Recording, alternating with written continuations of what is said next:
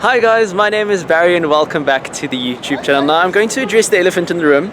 It's been a few years since I've uploaded a video on this channel. However, 2025 is the year where things are going to get going again and I'm very excited for all the prospects that lay ahead. However, today is a very exciting day because I am in George at the moment in the Western Cape and I'm attending the launch of the brand new Toyota Fortuner GRS, the Gazoo Racing Sport, which is a brand new version of the Toyota Fortuner, and I'm looking forward to 3 amazing days, well technically 2 and a bit, where we are driving from George all the way through to Hermanus. So we are here at our first coffee shop for some breakfast to start off the day because it's a very early start, a 5 to 6 a.m. flight, and I don't do very good with the whole morning thing, so I'm very much looking forward to today. So the cars are here behind us. Let me quickly show you in a wide array of colors ranging from black and white.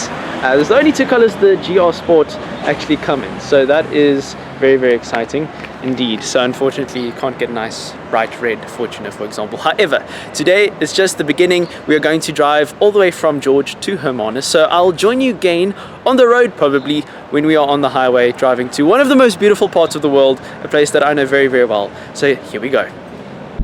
Now there are 2 different routes that you can take from George to Hermanus. You can either take the very straight and very boring, although it's a very beautiful route, the N2, or you can take the road less traveled, which is what Toyota decided to take us on today. Now I've got no idea where we are. It's very Karoo-ish, very desolate landscape. However, it is a lot of gravel roads. Now we did test the new Fortuner GRS on the tarmac, of course, on the highway, and it is very capable. It's very easy to drive. Put on your radar, guided cruise control, and you are up and away, and you don't really have to do anything else. However, I believe that the GRS is even more at home when you go onto the gravel road, and that is ultimately the GR philosophy. If you take the whole Dakar experience, where Toyota have taken their GR team to victory, as a matter of fact, you can definitely feel that DNA in this Fortuner GRS.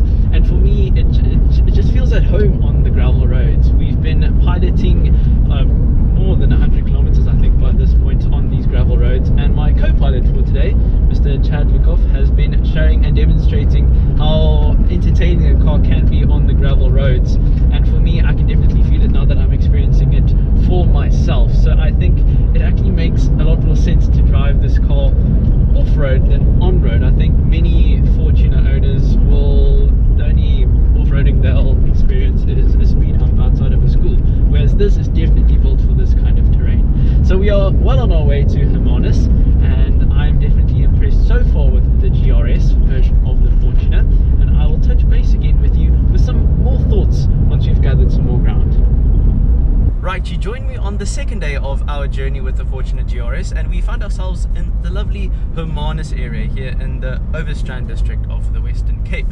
And I've had some time to gather my thoughts, and I have realized as well that I've shared absolutely nothing about the car with you. So let's delve into some of the specifications of the Fortuner GR Sport. So what kind of engine are we speaking about here in the Fortuner GRS? Well, you've got the same 2.8 litre turbo diesel engine that you find in the normal Fortuner. However, for the Fortuner GRS, they've decided to up the power and up the torque a little bit. So you have now got 165 kilowatts as opposed to the 150 kilowatts. And then you've got 550 Newton meters as opposed to the 500 Newton meters of the car that falls below this. Now, why did Toyota decide to do that? Well, of course, this is the GR version. So when you are going off-roading, it gives you a little bit more grunt to tackle the rough stuff when you are finding yourself on a gravel road, as we did yesterday. And you can really feel the difference that extra little bit of power and torque gives this car when you are on the more dirtier side of the road.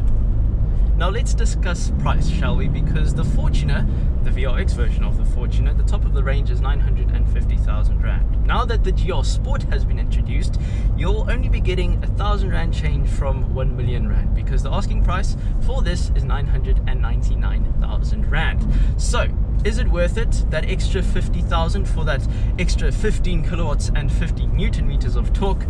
I think it is, and I do think that Toyota is going to be selling a vast number of these cars because it sets itself apart over the ordinary Fortuner with the more aggressive styling. This car has got a newly designed front, some extra bits and bobs for the car. So when you take into consideration all that this car is comprised of, the additional power and torque, the new exterior details, the new 18-inch wheels, the GR badges, the stitching, the more sporty GR seats which are exclusive to this car in the Fortuner range at least, and you've got a very, very attractive package. And I think Toyota was very clever to introduce this version of the Fortuner, because this generation of the Fortuner, launched in 2016 I believe, is on its way out. We don't know when a new version of, or new generation of the Fortuner will be coming, but this is almost a swan song to this current generation. So I think there will be lots of people who perhaps can't get an order for the new Prado, which has a 2-year waiting list I believe.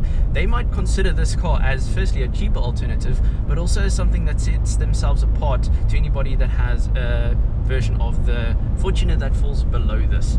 So all in all, I am very impressed with this car, particularly off-road. This car feels at home when you take it on the dirt track. And then by off-roading, I don't necessarily mean like 4x4 courses. Taking it on a dirt road, you can take it at some speed and have the confidence to know that the car can handle it. Put it in 4-wheel drive here, and then you can definitely have the confidence to take this car off-road. It definitely feels more confident off the road than on the road, in my opinion.